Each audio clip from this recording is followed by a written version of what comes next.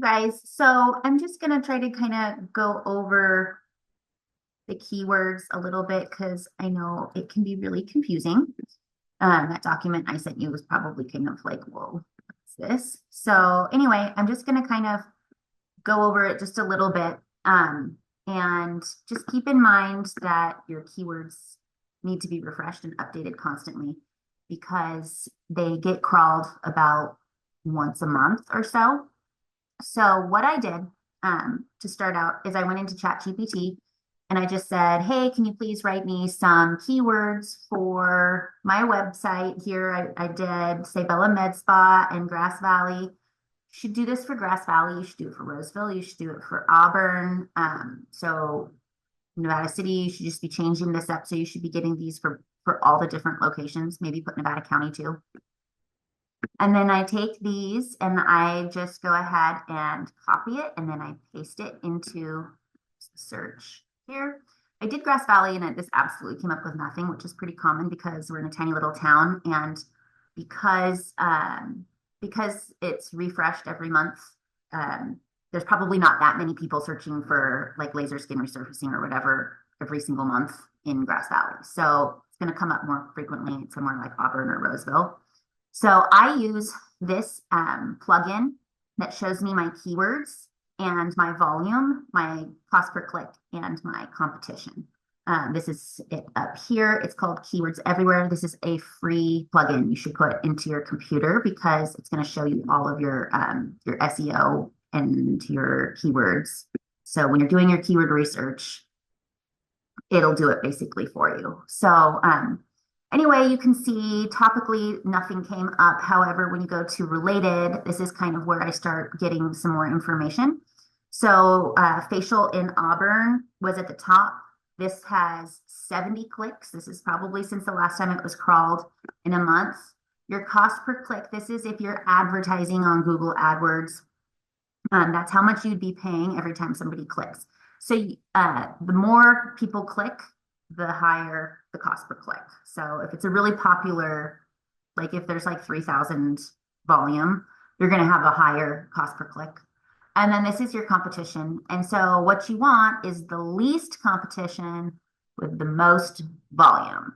So, I mean, you would absolutely want to use this facial Auburn. You could do the hydrofacial would be a good one to have. And this hot tubs in Auburn keeps coming up. I don't know why, but it keeps popping up. And since typically people who buy hot tubs have a little bit more money, I would absolutely do a blog about where to buy hot tubs in Auburn because this is like coming up on every single keyword research search that I'm doing. So I would absolutely do something about that.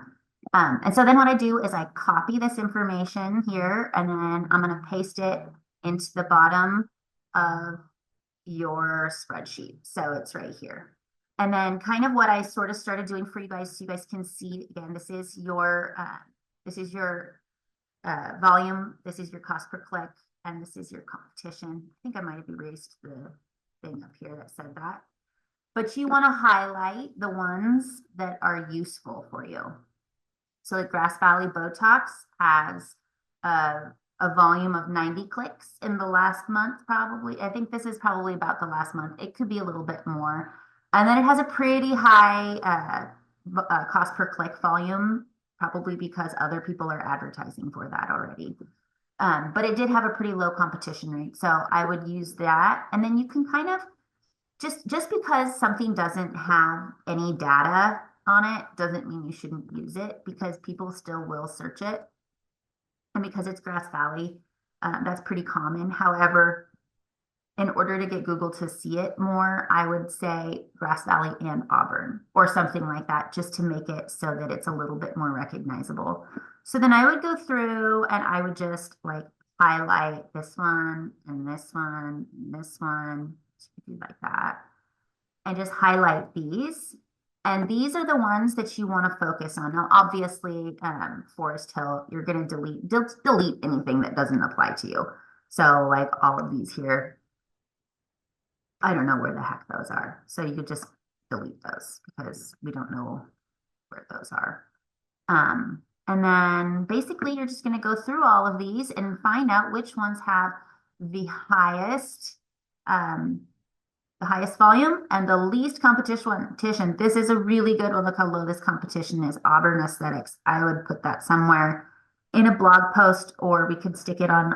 I did already go through the website and add some of these to the website. And kind of a trick I do is um, I put them in and then I make the font transparent. So you can't see it. So it's still on the website.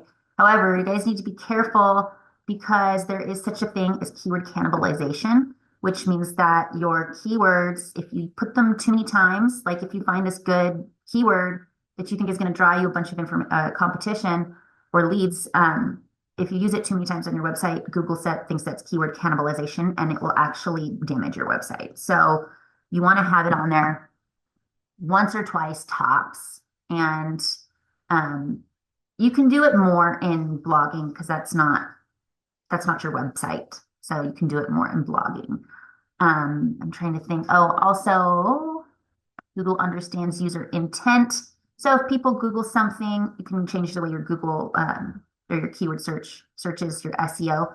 But Google understands user intent. So if somebody types facials in Auburn and their VPN is telling them that they're in Auburn, California, but they're actually in Auburn, Washington, they'll figure that out. So Google figures all that stuff out. Beginner, this is homework basically to kind of go through this and figure out which things are going to be like this one right here. Affordable Botox near me.